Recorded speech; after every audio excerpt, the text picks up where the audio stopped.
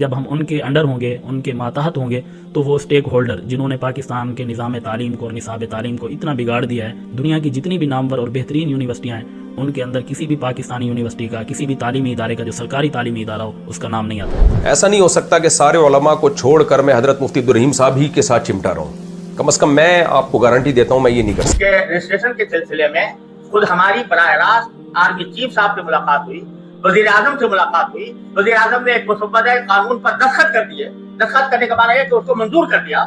اور وہ کمیٹی کے اندر چلا گیا، کالی خواندگی اس کی ہو گئی اور اس کو آرمی چیف نے بھی منظور کر لیا، ہمارے سامنے زبانی منظور کر لیا۔ لیکن بعد میں جب اس کے نفاذ کا وقت آیا تو اچانک ٹیلی فون آ جاتا ہے کہ اس کو یہ روک دیا۔ علماء کرام وہ یہ دلائل دیتے ہیں کہ مدرسہ ایک تعلیمی ادارہ ہے، اس میں تعلیم و تعلم ہوتا ہے، کوئی اس کے اندر کوئی پرافٹ یا منافع یا بزنس یا کوئی تجارت نہیں ہوتی، تو اس کو وزارت تعلیم کے ساتھ ہی منسلک ہونا چاہیے۔ بسم اللہ الرحمن الرحیم، الحمدللہ رب العالمین، والصلاۃ والسلام علی سید الانبیاء والمرسلین، اما بعد۔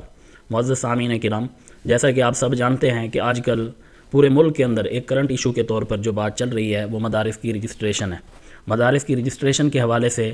دو گروپ بن چکے ہیں علماء کے، آپس میں شدید اختلاف بھی کیا جا رہا ہے، ایک دوسرے کے اوپر الزامات بھی لگائے جا رہے ہیں، تنقید بھی کی جا رہی ہے، ہر ایک کے پاس اپنے اپنے دلائل ہیں۔ اگر ہم ان دونوں چیزوں کا جائزہ لیں تو یہ بات سامنے آتی ہے کہ علماء کا ایک گروپ وہ اس بات پہ مصر ہے اور بڑا زور دے رہا ہے کہ مدارس کو صنعت و تجارت کے ساتھ ہی منسلک کیا جائے، کیونکہ شروع سے ہی مدارس سوسائٹیز ایکٹ کے تحت رجسٹرڈ ہوتے رہے ہیں اور بڑے سکون کے ساتھ اپنا کام کرتے رہے ہیں، آزادی کے ساتھ، خود مختاری کے ساتھ، کوئی ان کے اوپر روک ٹوک نہیں ہے، کوئی رکاوٹ نہیں ہے۔ اگر ہم اس کو چھوڑ کے، اس طریقے کو چھوڑ کے وزارت تعلیم کے ساتھ منسلک کرتے ہیں، اپنا الحاق کرتے ہیں، اس کے ساتھ رجسٹرڈ ہوتے ہیں، تو پھر کئی مسائل کا سامنا کرنا پڑ سکتا ہے کہ ہماری آزادی اور خود مختاری ختم ہو جائے گی، ہمارے اوپر پابندی لگ جائے گی اور ہم ہر کام کے اندر وزارت تعلیم کے انڈر ہوں گے اور اس کی جو انسٹرکشن ہوں گی، ہدایات ہوں گی، اس کے مطابق ہمیں کام کرنا پڑے گا، اس کو فالو کرنا پڑے گا۔ جبکہ دوسری طرف جو حضرات ہیں علماء کرام وہ یہ دلائل دیتے ہیں کہ مدرسہ ایک تعلیمی ادارہ ہے، اس میں تعلیم و تعلم ہوتا ہے، کوئی اس کے اندر کوئی پرافٹ یا منافع یا بزنس یا کوئی تجارت نہیں ہوتی، تو اس کو وزارت تعلیم کے ساتھ ہی منسلک ہونا چاہیے کیونکہ یہ بھی ایک تعلیمی ادارہ ہے۔ دوسرا وہ یہ کہتے ہیں کہ اگر ہم وزارت تعلیم کے ساتھ منسلک ہو گئے تو ہمارے جو فارغ التحصیل طلباء کرام ہیں، اسٹوڈنٹس ہیں، ان کا مستقبل سنور جائے گا، ان کی جو ڈگریاں ہیں، ان کی جو اسناد ہیں، ان کی بڑی اہمیت ہوگی، بڑی ویلیو ہوگی، سرکاری اداروں میں ان کو نوکریاں ملنا آسان ہو جائے گا، یعنی نوکریوں کا حصول بہت آسان ہو جائے گا، اور دوسرا سرکاری فنڈز لینا بھی آسان ہو جائے گا جب ہم وزارت تعلیم کے انڈر ہوں گے۔ اور آج کل جو ہمارے ملک کی صورتحال ہے، اگر اس کو سامنے رکھ کے ہم ان دونوں چیزوں کا تجزیہ کریں، دونوں چیزوں کا جائزہ لیں، تو یہ بات سامنے آتی ہے کہ اگر ہم اس نیت کے ساتھ وزارت تعلیم کے ساتھ اپنے آپ کو منسلک کر رہے ہیں کہ ہمارے طلباء کو نوکریاں ملیں گی، ان کی اسناد کی بڑی ویلیو ہوگی، تو میرے خیال میں یہ این خیال است و محال است و جنو کہ آج کل جس طرح صورتحال ہے کہ بے روزگاری عام ہے، سرکاری تعلیمی اداروں سے جو فارغ التحصیل طلباء کرام ہیں وہ اپنی ڈگریاں لے کے در بدر پھر رہے ہیں، دھکے کھا رہے ہیں اور ان کو کوئی موزوں نوکری ان کی ڈگری کے مطابق نہیں مل رہی۔ آپ خود اس بات کی گواہی دیں گے کہ جب سیٹیں آتی ہیں، ایک سیٹ کے لیے کوئی چند سو بندوں کی ضرورت ہوتی ہے اور جب اس کے اوپر اپلائی کیا جاتا ہے تو لاکھوں کی تعداد میں لوگ اپلائی کرنے والے ہوتے ہیں۔ یا آپ دیکھ لیں اعداد و شمار NTS یا PPSC کے تحت جو امتحان دیے جاتے ہیں، کتنے امیدوار ہیں جو سامنے آ جاتے ہیں کہ ضرورت 100-200 بندوں کی ہے، اور جو امیدواران ہیں جنہوں نے جو درخواستیں دی ہیں اس نوکری کے لیے، جو خواہش مند ہیں،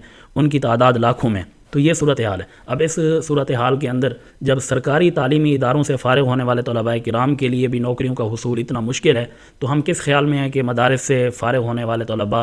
جب ڈگری لے کے جائیں گے تو ان کو بڑی آسانی سے نوکری مل جائے گی۔ دوسری بات یہ جو سرکاری فنڈ ہیں وہ بھی آپ کے سامنے ہے، آج کل جو ملکی معیشت ہے وہ کہاں کھڑی ہے کہ جب تعلیمی ادارے جو سرکاری ہیں بالکل خالص، ان کے لیے بھی فنڈز کا حصول بڑا مشکل ہو گیا ہے۔ اور آج کل جس طرح حکومت خاص طور پہ پنجاب کے اندر سرکاری سکول وہ پرائیویٹ کرنے جا رہی ہے، آئے روز سرکاری اساتذہ وہ ہڑتال کر رہے ہوتے ہیں، احتجاج کر رہے ہوتے ہیں، تو اس صورتحال کے اندر ہم کس خوشی کے اندر ہیں کہ وہ ہمیں اگر ہم وزارت تعلیم کے ساتھ منسلک ہو جائیں گے تو ہمیں یہ ساری سہولیات ملنا شروع ہو جائیں گے۔ تو یہ جو دونوں فائدے ہیں یہ فرضی ہیں، حقیقت سے بہت دور ہیں، لیکن اس کا نقصان یہ ہے، جیسے کہا جاتا ہے نا، شراب کے بارے میں کہا گیا تھا اسمہما اکبر من نفعہما، شراب اور جوئے کے بارے میں، کہ اس کا جو نقصان ہے وہ اس کے نفع سے زیادہ ہے۔ تو یہاں بھی جو نفع ہیں، جو فائدے ہیں، وہ نقصان اس سے زیادہ ہے کہ جب ہم وزارت تعلیم کے ساتھ منسلک ہو جائیں گے تو ہماری جو آزادی اور خود مختاری ہے وہ تو ختم ہو جائے گی، ہم ان کی پابندیوں کا شکار ہو جائیں گے۔ دوسرا، جب ہم وزارت تعلیم کے ساتھ رجسٹریشن کریں گے تو رجسٹریشن اتنی مشکل ہوتی ہے کہ بہت ساری چیزوں کی صفائی دینی پڑتی ہے، بہت سارے کاغذات پیش کرنے پڑتے ہیں، بہت ساری چیزیں ہیں جن کو پورا کرنا ضروری ہوتا ہے اور وہ مدارس کے لیے بڑا مشکل ہو جائے گا۔ دوسرا یہ ہے کہ جب ہم ان کے انڈر ہوں گے تو مدارس کے تحت جو دارالافتاء ہوتے ہیں اس کو بھی وہی موقف اپنانا پڑے گا جو حکومت وقت کا ہے، ایک چیز۔ دوسری چیز یہ ہے کہ جب ہم ان کے انڈر ہوں گے، ان کے ماتحت ہوں گے، تو وہ اسٹیک ہولڈر جنہوں نے پاکستان کے نظام تعلیم کو اور نصاب تعلیم کو اتنا بگاڑ دیا ہے، دنیا کی جتنی بھی نامور اور بہترین یونیورسٹیاں ہیں ان کے اندر کسی بھی پاکستانی یونیورسٹی کا، کسی بھی تعلیمی ادارے کا جو سرکاری تعلیمی ادارہ ہو اس کا نام نہیں آتا۔ اگر ہم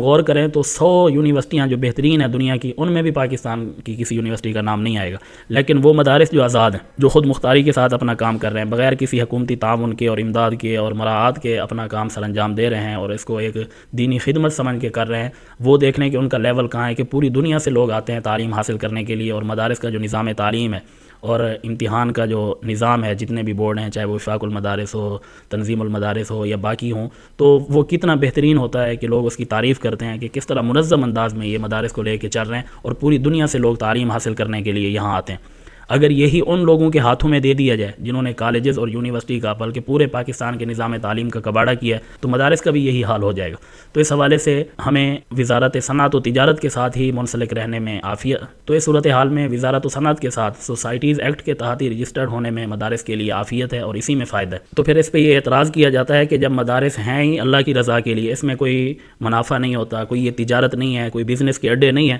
تو پھر اس کو وزارت تعلیم کے ساتھ ہی منسلک ہونا چاہیے، نہ کہ وزارت صنعت و تجارت کے ساتھ سوسائٹیز ایکٹ کے تحت۔ تو اس بات کا جواب یہ ہے کہ بزنس جتنے بھی ہیں، ادارے جتنے بھی ہیں، وہ دو طرح کے ہوتے ہیں۔ ایک منافع کے حصول کے لیے ہوتے ہیں، پروفیٹیبل ہوتے ہیں، جبکہ دوسرے وہ نان پروفیٹیبل ہوتے ہیں، جیسا کہ بعض NGOز ہیں بڑی بڑی مشہور ملک کی، جیسے ایدی ہے، چھیپا ہے، اور اسی طرح JDC اور اس طرح کی کئی NGOز ہیں جو کام کر رہی ہیں، وہ ساری NGOز وزارت صنعت و تحت کے انڈر ہے، کوئی بھی تعلیم کے ساتھ نہیں ہے۔ تو وہ ہیں بھی کوئی منافع بخش NGOز نہیں ہے کہ وہاں سے کوئی نفع حاصل کیا جا رہا ہے، پروفٹ حاصل کیا جا رہا ہے، کوئی اپنا مفاد حاصل کیا جا رہا ہے۔ تو مدارس بھی اس طرح NGOز کے طور پہ کام کر رہے ہیں اور اپنے دم پہ کام کر رہے ہیں۔ تو اسی لیے عافیت اسی میں ہے، خود مختاری اسی میں ہے، آزادی اسی میں ہے کہ مدارس کو سول سوسائٹیز ایکٹ کے تحت ہی رجسٹرڈ ہونا چاہیے، نہ کہ وزارت تعلیم کے ساتھ۔ تو اس صورتحال میں پھر ہم اپنا جو ایک وقار ہے، اپنی خود مختاری ہے، آزادی ہے، وہ ہم ختم کر بیٹھیں گے۔ اور یہ بھی دعا ہے کہ اللہ تعالیٰ مدارس کو دن دگنی رات چگنی ترقی عطا فرمائے، ہر قسم کے شر سے محفوظ رکھے، نیک اور صالح قیادت عطا فرمائے، اور ہم سب کو دین کے اوپر چلنے کی توفیق عطا فرمائے۔ بہت شکریہ۔